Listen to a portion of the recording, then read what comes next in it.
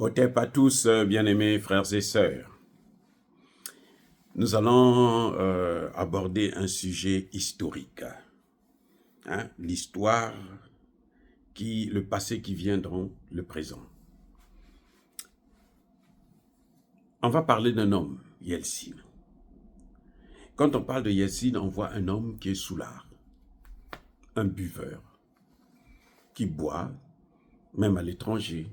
Il se saoule la gueule. Et Bill Clinton se moque de lui. Il rigole. Il est là, il se dit, voilà, un clown. On a détruit son pays, maintenant nous allons le balkaniser. Vous voyez? Maintenant, quand je réfléchis un peu à propos de la situation de Boris Yeltsin, et quand je vois ce que Poutine est en train de faire, je me dis que, en fait, Yeltsin n'était pas un soulard en tant que tel. C'est pas quelqu'un qui buvait parce qu'il aime le vin, il fait que boire comme un fou, comme un dingue, il boit, et n'importe comment, non. Je pense pas. Je pense que Yeltsin était dépassé. Il était dépassé par les échecs multiples qu'il a, comment dirais-je, qu'il a connus dans sa vie, dans la vie de son pays. C'est Yeltsin qui a créé la communauté des États indépendants, la CEI, qui voulait regrouper, refaire en quelque sorte un autre Yalta, plutôt Varsovie, un Varsovie bis, mais avec maintenant des États souverains qui se retrouvent autour de la Russie comme grande puissance. Il a échoué parce que les Américains avaient frappé fort. Oui, vous allez me dire que ce n'est pas les États-Unis qui ont détruit l'ex-URSS, c'est vrai, mais ils ont été l'instigateur, c'est-à-dire qu'ils ont aidé, ils ont accompagné Gorbatchev pour qu'il puisse détruire cette force qui a apporté en quelque sorte un équilibre dans le monde, qui gênait l'Amérique de pouvoir faire tout ce qu'elle voulait. Donc, c'est pour ça que quand Gorbatchev dit à Bush le père que moi je veux détruire ça, vous n'allez pas, je ne veux pas que vous veniez vers les pays de l'Est, eh bien, Bush lui dit non, tout sauf ça. Vous voyez? Alors que c'est la première des choses qu'ils ont faites dès que la Russie, l'ex-URSS est tombée. Donc, Yeltsin buvait parce qu'il avait échoué. C'était en fait une forme de stress. Il avait lamentablement échoué. Yeltsin voulait refaire un autre URSS. Nouvelle formule. Mais il n'a pas pu. C'est pour ça qu'il buvait. En tout cas, à mon avis. Pourquoi je dis ça? Parce que, à un moment donné, il a tout essayé pour ramener les choses. Mais la révolution était tellement forte. Les Américains ont poussé tellement fort aussi, ont vraiment encouragé les pays de l'ex-Union soviétique à obtenir leur indépendance, et quitte à corrompre les gens, financer et autres. Et il a perdu le contrôle de la situation. Maintenant, qu'est-ce qu'il fait? Il se dit, il regarde autour de lui, mais qu'est-ce que je veux faire? Il décide de démissionner. Yeltsin a démissionné. Et c'est Yeltsin, écoutez bien, là où ça se passe.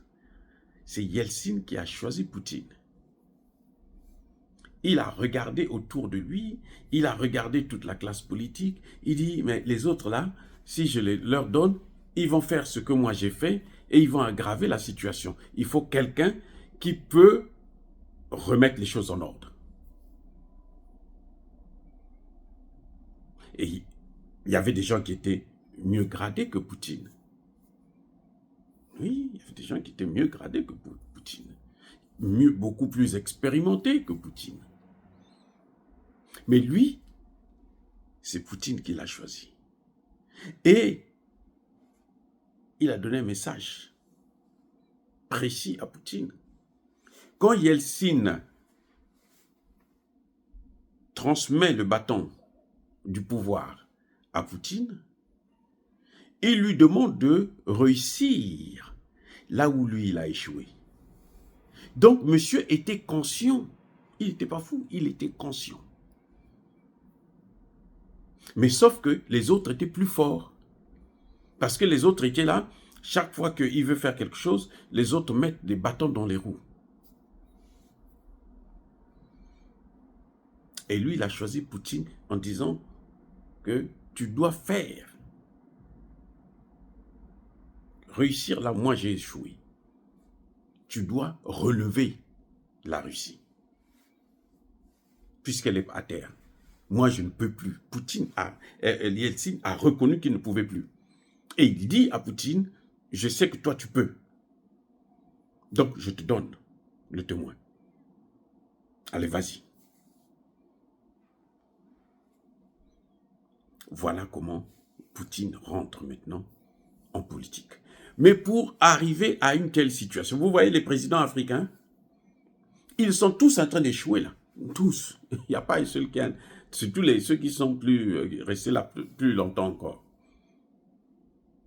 Ils sont tous en train d'échouer. Mais ils préfèrent aller jusqu'à la mort dans l'échec. C'est-à-dire qu'ils préfèrent mourir en tant que loser, comme Mobutu. Si Mobutu avait compris que c'était trop, là où j'ai amené le pays, il aurait pu appeler Kabila. Il dit, bon, écoute, je veux te donner le pouvoir, mais voici ce que j'attends de toi. Moi, je veux partir, mais toi, tu restes là. Voilà les points qu'il faut que tu puisses faire attention. Et puis, ou bien, tu pouvais choisir quelqu'un d'autre. On aurait peut-être évité que Kabila vienne avec les Rwandais qui ont pourri le pays. 30 ans de retard. 30 ans. Ça, on ne peut pas relever ça. Hein. On ne peut pas rattraper ça. C'est parti. Des générations, 18 millions de personnes sont mortes. Vous voyez, parce qu'on n'a pas cet esprit comme Yeltsin avait, comme celui de Yeltsin, où tu regardes, tu dis non, maintenant là c'est trop. Je ne peux pas continuer comme ça là. Je ne peux pas aller et puis laisser mon pays sombrer complètement. Non. Il y a d'autres gens qui peuvent le faire.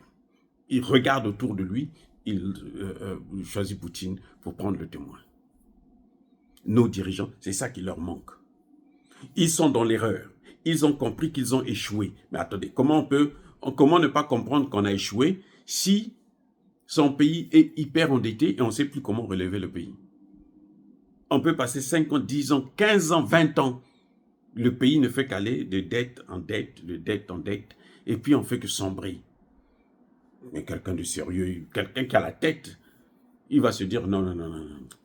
Non, écoutez, moi, je m'en vais. Nous avons eu un homme comme ça au Congo-Brazzaville. Il s'appelait Marien Ngouabi. Il a fait un coup d'État. Il a pris le pouvoir. Il a commencé à gérer. Et puis, quelques mois plus tard, il constate, quelques années, il constate que l'économie est en train de se délabrer complètement. Et il se dit, mais il se rappelle que, il y avait un président qui avait réussi en économie. Maintenant, il se dit, moi, je veux donc négocier avec lui pour que lui s'occupe de l'économie. Moi, je vais m'occuper de la politique. Malheureusement, il n'est pas arrivé à ses fins, puisqu'il y a eu, entre-temps, un coup d'État qu'il a envoyé au repos éternel. Donc, c'est cet esprit-là qui nous manque en Afrique. Parce qu'il y a des gens, quand tu recules comme ça, bon, les autres qui étaient avec toi, ils se disent, mais toi, tu es en train de trahir le mouvement. Même si on a échoué, on doit continuer à échouer jusqu'à notre mort. On préfère comme ça. Même nos enfants, tant pis pour eux. Ce n'est pas notre problème. Alors que Yeltsin, il a vu qu'il a échoué, il a choisi parmi ses hommes le meilleur. Et on voit le résultat. Poutine a ramené son pays pratiquement de zéro. Parce que la Russie était par terre. Après, à la fin de la guerre froide, là, quand le mur de Berlin tombe, la Russie est, mais alors, en lambeaux, ramassée à la cuillère.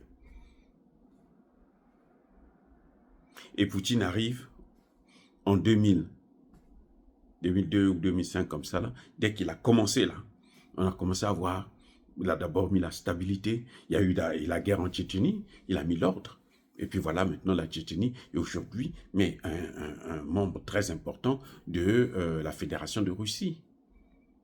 Et les Tchétchènes sont heureux parce qu'ils savent maintenant, de toutes les façons, que tout ce qui s'est passé en ex-URSS, il y avait les Occidentaux qui étaient derrière, parce que c'était leur objectif. Et ils continuent à vouloir atteindre cet objectif-là, à détruire les pays. L'État russe, la nation russe, parce qu'ils veulent prendre la main, mettre la main sur les matières premières. Voilà, bien-aimés frères et sœurs. Donc, Yeltsin n'était pas aussi bête que ça. C'était pas un soulard, mais c'était quelqu'un qui a été déçu par ses échecs. Tout ce qu'il a voulu faire, ben, il a échoué lamentablement. Mais il a vite compris qu'il fallait maintenant qu'il transmette le témoin à un homme fort. Et c'est Poutine qui l'a choisi. Et on voit le résultat aujourd'hui. Poutine a ramené son pays. Aujourd'hui, la Russie est la 4e puissance économique du monde et la première puissance militaire au monde. Dire cela, c'est inciter à la haine ou à la violence. Non. Yaba, colère, veille. Yamalem, encore une fois de plus, soyez bénis, soyez abondamment bénis par le Dieu des Kémites et par nos ancêtres angélisés. Mais que tous ceux qui persécutent le continent africain le pillent et le déstabilisent, qu'ils soient noirs, blancs, chinois, arabes, juifs, indiens, qui qu'ils soient maudits, punis, foudroyés, neutralisés, écrasés, effacés par le Dieu des Kémites et par nos ancêtres angélisés. Vive l'Afrique éternelle, j'ai dit et j'assume.